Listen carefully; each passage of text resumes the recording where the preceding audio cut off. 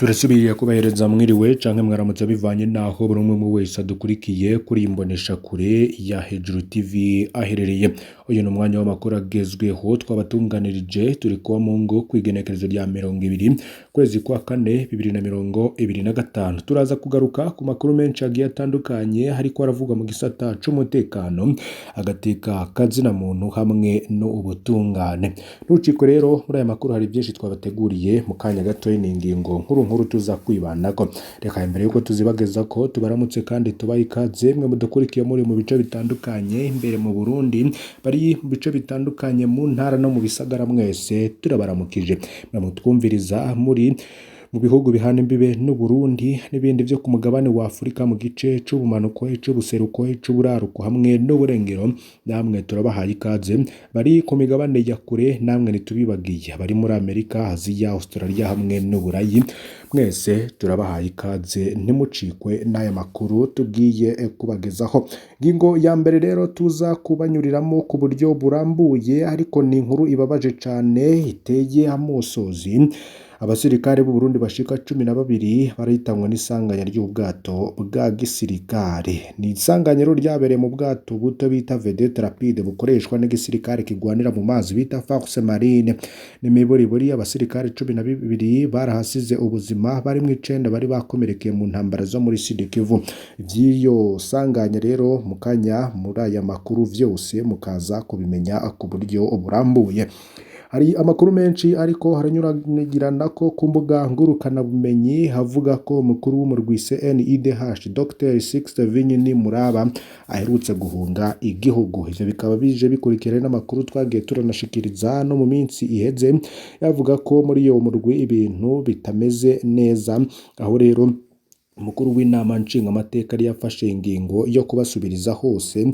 None umukuru w'uwo murwi CNDH ujejwe agateka kazina muntu aherutse guhunga igihugu. Vya makuru yose nayo tukaza kubibagezaho ku buryo burambuye. Nayo rero mu yandi makuru nk'uko tuza kubigaruka ko hari ambasade ihejeje gutangaza ko igiye kugara imiryango yayo mu gihugu c'u Burundi n'ubuserukizi bw'igihugu c'u Buholandi. Nibwo rero buhejeje kumenyesha ko bugiye kugara ambasade mu gihugu c'u Burundi. Ivi bikaba bikurikiye rero n'iyugarwa ry'amambasade atandukanye mu bihugu vya Afurika ndetse na Leta Zunze Ubumwe za Amerika iriko irugara amambasade mu bihugu bigiye bitandukanye harimo na Repubulika Iharanira Rusangi ya Kongo. Vy'iyo nkuru rero y'ugarwa vy'ubuserukizi bw'Ubuholande mu gihugu c'u Burundi naryo tukaza kubibagezaho ku buryo burambuye. Mwumvirize ivy'itangazo rihejeje kuja ahabona. Fyonda subscribe canke s'abone niba utari wafyonda ko ibuke no kurisangiza bagenzi bawe kugira badacikwa n'amakuru yose tubagezaho kuri imbonesha kure ya Hejuru TV. Hirya y'ejo abasirikare b'u Burundi bashika 12 barahitanwe n'isanganya ry'ubwato bwa gisirikare. Iryo sanganya rikaba ryabaye ku munsi wa gatanu heze kw'igenekerezo rya 18 ukwezi kwa kane 2025, bikaba byarabaye ku murango izuba ririko rirava. Isanganya ryabereye mu bwato buto bita vedette rapide bukoreshwa n'igisirikare kigwanira mu mazi bita force marine. N'imiburiburi abasirikare 12 barahasize ubuzima, barimwo 9 bari bakomerekeye mu ntambara zo muri Sud Kivu. N'ubwato rero bwazamye buvuye ahitwa Ubwari gutora abasirikare bakomerekera ku rugamba muri Repubulika Iharanira Rusangi ya Kongo. Amakuru duhabwa n'amasoko yacu mu gisirikare c'u Burundi, hari intambara zikomeye zabaye mu ntango z'iyindwi turiko turaheraheza hagati y'abasoda b'u Burundi n'abarwanyi b'umuhari twirwaneho cuditse na M23 muri Sud Kivu.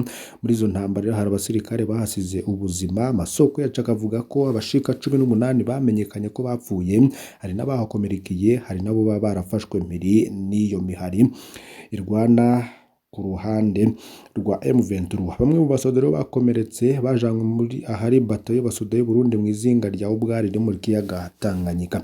Makuru dufise avuga ko kuwa gatanu harungitse ubwato buto bwo muri marine bwavuye mu Rumonge buja Ubwari gutora aho abo basoda bakomeretse. Ubwato rero bwaragiye burimwo abasoda 3 burongowe n'igisongereza c'intwazagabo bita sous-officier. Ubwato rero bwarashitse neza baratora abo basoda 9 bakomeretse. Nituzi ko hari n'abandi boba baraherekeje abo basoda bakomeretse. Gusa ico bikoze ubwo bwato rero buto bukaba bugenewe abantu 12.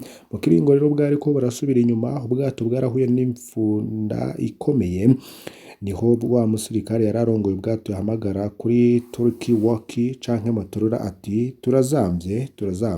turazamvye nimudutabare. Ayo yabaye amajwi ya nyuma yiwe uwo musirikare yabarongoye. Jo haheze rero abasoda bo muri marine baragiye kurondera barahebura, nta bwato nta n'ikiziga batashe, gutyo amaramasa.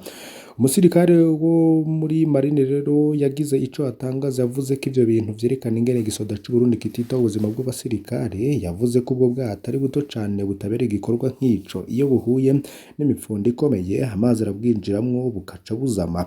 Ubundi rero iyo hageze ibikorwa bikomeye hagati y'aho Bwari na Rumonge, igisoda kirakota ubwato bunini bw'uwo bita umwami wa Bwari, bisaba kumuha amaritiro 100 y'igitoro n'amafaranga yo gukota, canke bagakota ubwato bw'ibiti mu Rumonge bukomereye izo ngendo. Umusirikare rero akaba yarongeye aribaza nimba abo basoda boba baranahawe amakoti yari kubafasha kutibira mu kurindira abaza kubatabara. Kubona ivyo bidakorwa rero nico kimenyetso c'ingene ngo ubuzima bw'abasoda ataco buvuze mu gihugu c'u Burundi.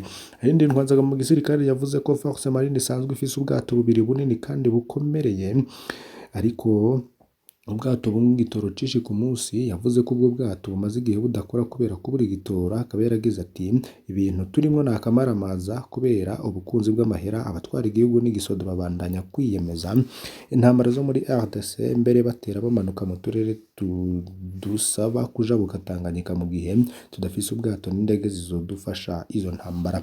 Ibintu rero turiko turajamwo bisa no kwiyahura. Ibintu bibandanije gutya mu minsi iza muzumva abandi basoda benshi bazofatwa miri. Igihugu cacu kiragowe ntikigira indongozi.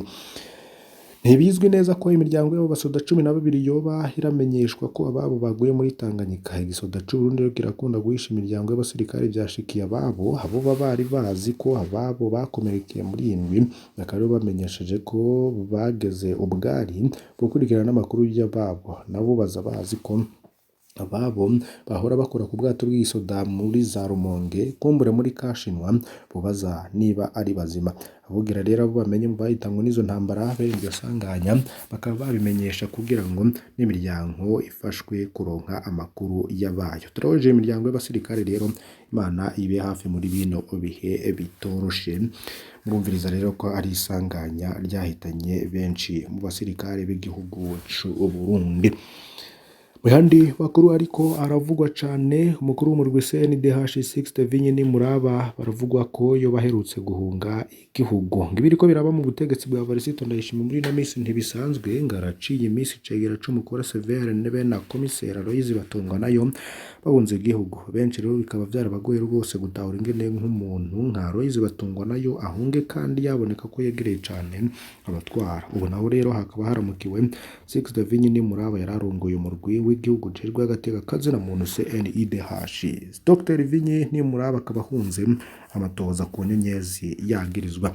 Nuko rero byari bimaze kuboneka no mu minsi iheze, twari babwiye abakomiseri 3 bo muri CNDH barandikiye umukuru w'inama nshinga amateka barega ubutwara muri CNDH ko yanyuruje amafaranga yoba yaba muri yaridi n'imiliyoni 200 y'amarundi. Yongera rero kuresha n'igice kinini c'amafaranga ya CNDH mu ngendo yamamwo hanze y'igihugu, akanayonona mu bindi bo babona ko atari byo bihambaye. Makuru rero ahari yemeza ko muri nondwe 6 Vinyinimuraba yatswe urupapuro rw'inzira ruhabwa abanyacubahiro bita passeport diplomatique, ariko yaramenye ubwenge aranyegeza yisanzwe bita passeport ordinaire. Ntibyagaruke ngaho kuko muri nondwe nyene harabaho no gusaka muhira kwa 6 Vinyinimuraba byakozwe n'abapolisi. Makuru dufise avuga ko iyo ngingo yavuye kwa Perezida Ndayishimiye ubwiwe. 6 Vinyinimuraba n'umuryango we bahisemwo kuyanyaga. Amaze kubona ko atakindi gisigaye keretse kumuhagarika, 6 Vinyinimuraba yahisemwo guhunga igihugu. Yagiye ajaye n'umuryango wiwe harimo umukenyezi n'abana. Amakuru dufise aremeza ko yabamaze gushika hanze y'u Burundi yoba yanatanguye ivyo gusaba ubuhungiro kumva z'umutekano wiwe. Rero ntaco tuvuga kubijaye n'igihugu arimwo. Yari yatanguye neza ariko ngo birangiye nabi kuko 6 Vinyinimuraba kigenwe mu banga yo kurongora CNDH yaje yizewe ko ashobora kugira ico amaze, yaraganira neza n'abaharanira agateka kazina muntu, abari hanze y'igihugu n'abari mu gihugu, bose arababwira ko yifuza kuzana impinduka mu vy'agateka kazina muntu mu Burundi. Birangiye benshi rero barumiwe bamufata nk'umwe mu begereye iperereza akanavugira intwari ihonyora abarundi. Aho Perezida Ndayishimiye yaziye ku butegetsi bwe barahuje rwose uko vinyini muraba bishatse niko yakirwa mu biro vy'umukuru w'igihugu, buri mwanya yaramwandikira akamwishura, none birangiye batakivugana. Icizero yahawe na benshi yaracishe acudika n'abatwara iperereza bakora ivyo kunyuruza abarundi no kubica. Muri 2021 rero iperereza rya gisirikare ryaranyuruje inderi z'abarundi. CNDH ya Sixte Vinyini Muraba yaranse no gucisha mu kanwa iperereza ry'igisoda. Muri iyo myaka ya nyuma rero Sixte Vinyini Muraba yari umugenzi akomeye cane wa General Major Ildefonse Habarurema arongoye ya SNL, ku buryo raporo ya CNDH atacu yari ikivuga ku mabi akorwa n'iperereza.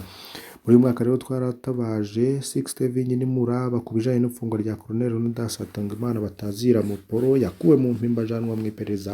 Abana ba Muporo ntako batagize banikira Sixte Vinyini Muraba. Inyishu yatanze rero zirateye isoni kuko muri Munyonyo ni Muraba yari yahavuye agondozwa arajana n'umwana wa Muporo mu iperereza. Mbere Muporo baramubona ariko rero ntiyaronke ingene avuga yisanzuye, kubwo rero nta muntu n'umwe mu muryango arasubira kubona Muporo.